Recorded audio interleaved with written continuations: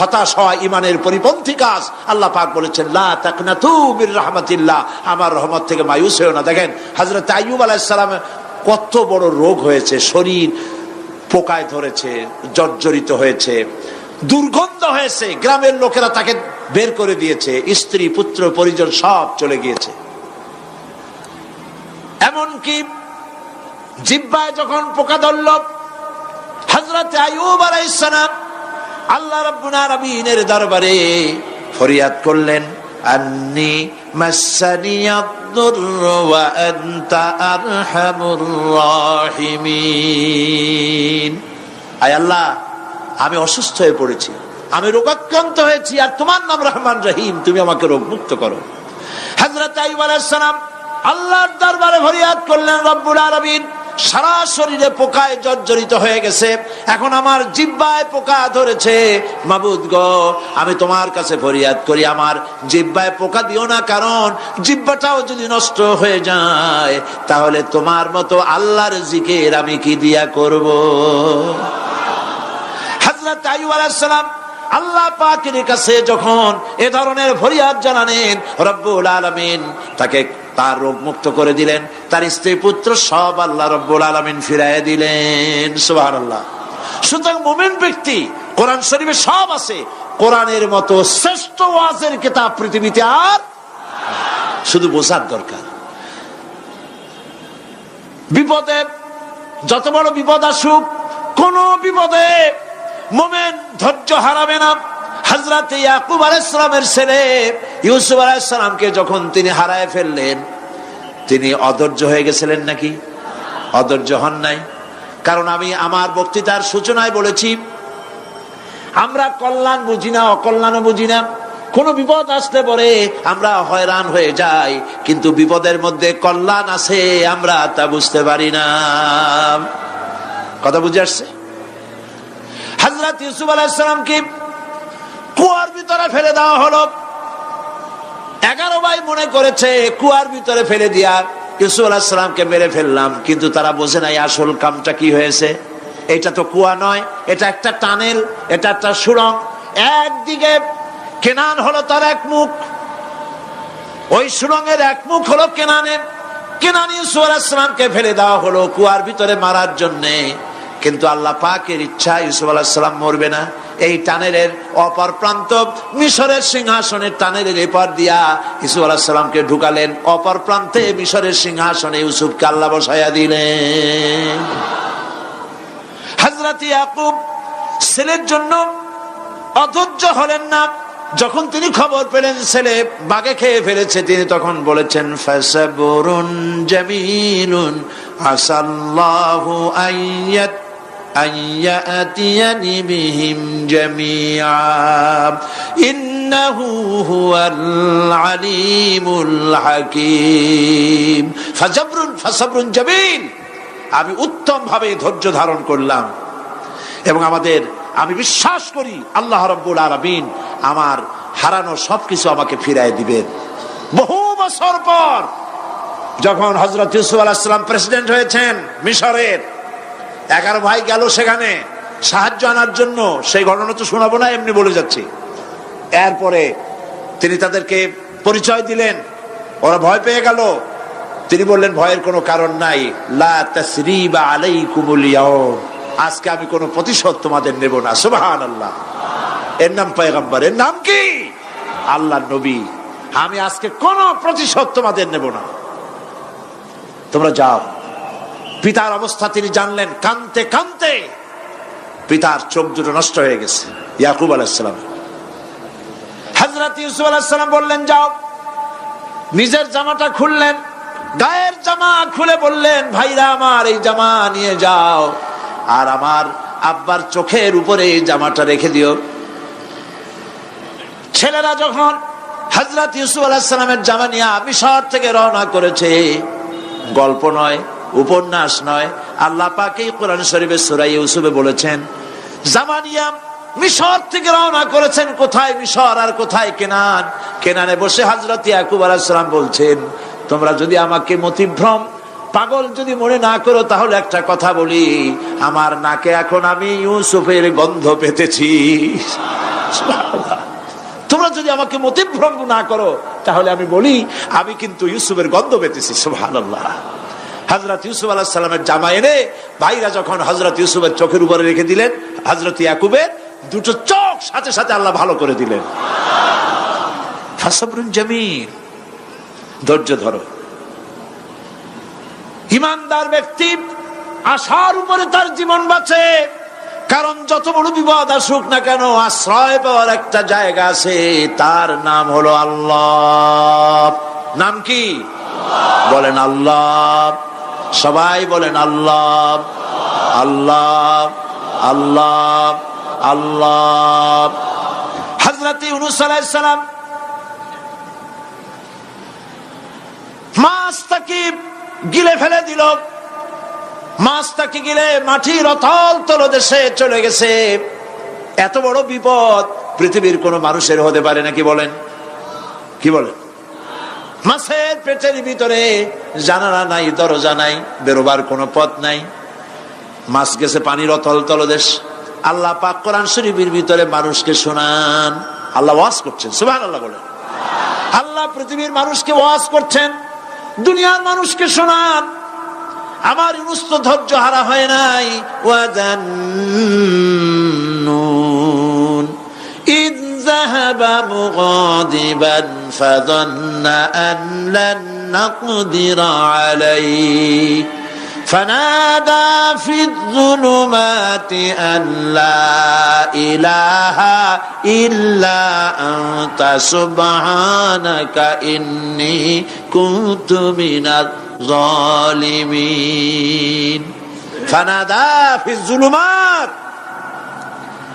জমায় কাসির ত্রিবিধ অন্ধকারের ভেতর থেকে হযরত ইউনূস আলাইহিস সালাম চিৎকার মারলেন। মাছের পেটের অন্ধকার, পানির অন্ধকার, রাতের অন্ধকার, ত্রিবিধ অন্ধকারের ভেতর দিয়ে মাছের পেটের মধ্য দিয়ে ইউনূস আলাইহিস সালাম চিৎকার মারলেন। অধৈর্য হন নাই, হার্ট ফেল করেন নাই। তিনি বলছেন, পড়েন আমার সাথে, লা ইলাহা ইল্লা আনতা সুবহানাকা ইন্নী কুনতু মিনাজ জালিমিন। তুমি ছাড়া কোনো ইলাহ নাই, কোন উপাস্য নাই, মাবুদ নাই, তোমার পবিত্রতা ঘোষণা করছি, আমি জালিমদের অন্তর্ভুক্ত হয়ে গেছি। ইউনূস আলাইহিস সালাম যখন কাঁদতেছিলেন, আল্লাহ রাব্বুল আলামিন সেই কান্না শুনেছিলেন কিনা? বলেন, শুনছিলেন কিনা? শুনতে পেয়েছিলেন কিনা? পানির ভিতরে কেউ শোনে নাই, মাছের পেটের ভিতরে ইউনূস আলাইহিস সালাম কিভাবে চিৎকার করছেন, মাছের পেটের ভিতরের আওয়াজ পানির ভিতরে কেউ শোনে নাই, জমিনের কেউ শোনে নাই, অন্তরিক্ষে কেউ শোনে নাই, সাত আকাশের ভিতরে কেউ শোনে নাই, কিন্তু আরশে আজিমের মালিক আল্লাহ রব্বুল আলামিন শুনতে পেয়েছেন। সঙ্গে সঙ্গে রব্বুল আলামিন জবাব দিলেন, ফাস্তাজাবনা লাহু ওয়া নাজ্জাইনাহু মিনাল গাম্মি ওয়া কাযালিকা নুনজিল মুমিনিন। পড়েন, ফাস্তাজাবনা লাহু ওয়া নাজ্জাইনাহু মিনাল গাম্মি ওয়া কাযালিকা নুনজিল মুমিনিন। আমি ইউনূসের ডাকের জবাব দিলাম। কে বলতেছেন? বড় করে বলেন, কে বলছেন? আল্লাহ। সুবহানাল্লাহ। আপনারা কি ভয় পাইছেন? ভয় পেয়েছে মুসলমান? আল্লাহ রাব্বুল আলামিন বলেন, আমি আমার ইউনূসের ডাকের জবাব দিলাম। শুধু জবাব দেই নাই, আমি ইউনূসকে তার মাছের পেটের ভিতর থেকে বাঁচায় দিলাম। মাছের পেটের মধ্যে বেদনা শুরু হয়ে গেল, এমন বেদনা হয়েছে মাছ এখন বমি না করে পারে না। কথা বুঝতে পেরেছে? মাছ এখন বমি না করে পারে না। পানির উপরে মাছ ভেসে উঠল। আল্লাহ কোরআন শরীফের ভিতরে বলছেন, মাছ সাতরায়া কিনারায় চলে গেল, ইউনূস আলাইহিস সালামকে বমি করে ফেলে দিল। ইউনূস আলাইহিস সালাম বেঁচে গেলেন। আল্লাহ পাক বলেন, শুধু ইউনূসকে বাঁচাইলাম না, বরং আমি সকলের জন্য আশার বাণী শোনাই। শোনো মুমিনেরা, ওয়া কাযালিকা নুনজিল মুমিনিন। মুমিন বান্দা যারা যত বড় বিপদ আসুক আমারে ডাকো, আমি বিপদ দিয়ে বাঁচাই দেব। সুবহানাল্লাহ, বিপদ থেকে আমি বাঁচাই দেব। আল্লাহ পাক বলেছেন ফাইন্না মাআল উসরি ইউসরান, ইন্না মাআল উসরি ইউসরা। জেনে রাখো, দুঃখ এবং কষ্টের পরে রয়েছে সুযোগ সুবিধা, আর অসচ্ছলতার সাথে রয়েছে উদার সচ্ছলতা। যত বড় বিপদ আসছে এই বিপদের পরেই আল্লাহ পাক তার গোলামদের উপরে রহমত নাজিল করবেন ইনশাআল্লাহ। সুতরাং ঈমানদার লোকেরা, তাদেরকে আল্লাহ পাক বলছেন কোনো ভয় নাই, কোনো চিন্তা নাই, যত বড় বিপদে পড়ো আমারে ডাকো, আমি ডাকের সাড়া দিয়ে দেব। সবাই আল্লাহরে ডাকেন, সুবহানাল্লাহ ওয়ালহামদুলিল্লাহ লা ইলাহা ইল্লাল্লাহ। জোরে পড়েন সুবহানাল্লাহ ওয়ালহামদুলিল্লাহ লা ইলাহা ইল্লাল্লাহ, সুবহানাল্লাহ ওয়ালহামদুলিল্লাহ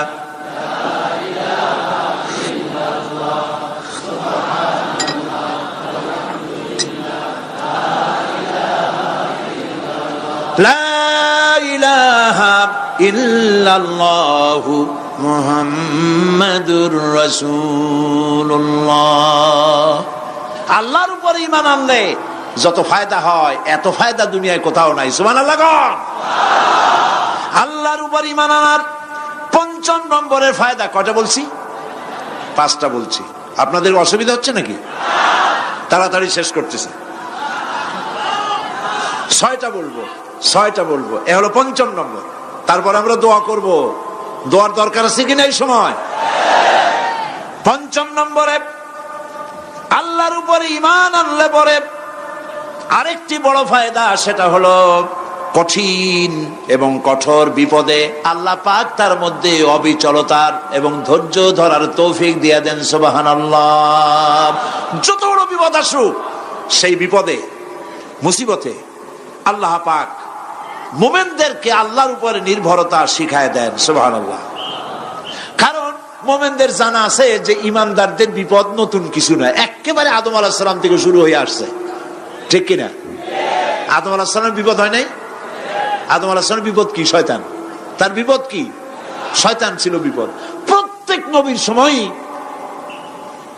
মানুষের নবীদের কষ্ট দিছে, দেয় নাই?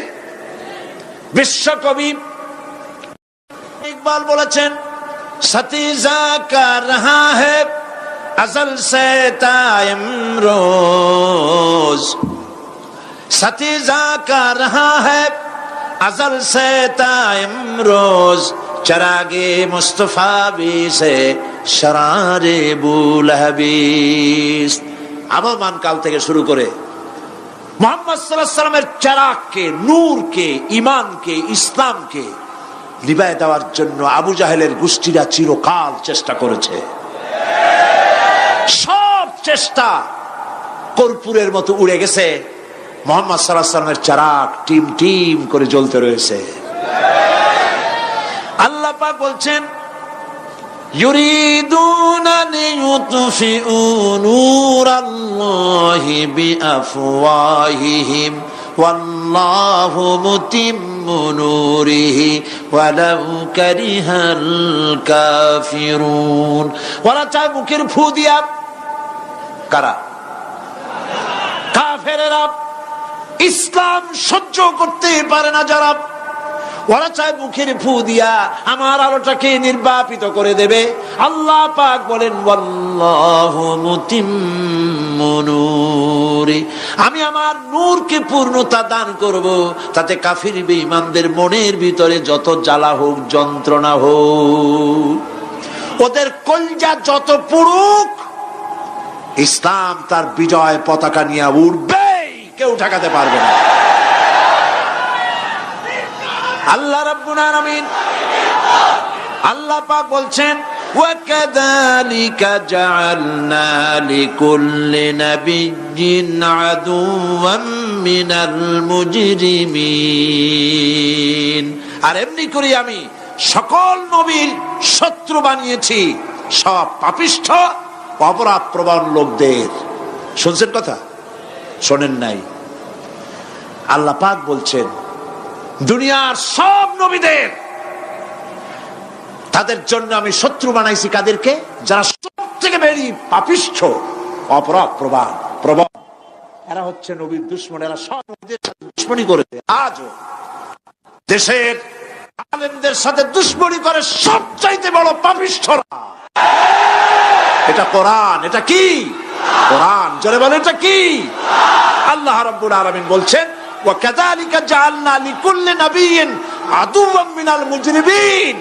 সব পাপীরা, পাপিষ্ঠরা আমার দ্বীনের দাওয়াত যারা দেয় তাদেরকে জীবনের দুশমন মনে করে। কেন? শোনেন, আমি কার ওয়াজ শোনাচ্ছি? কার ওয়াজ শোনাচ্ছি?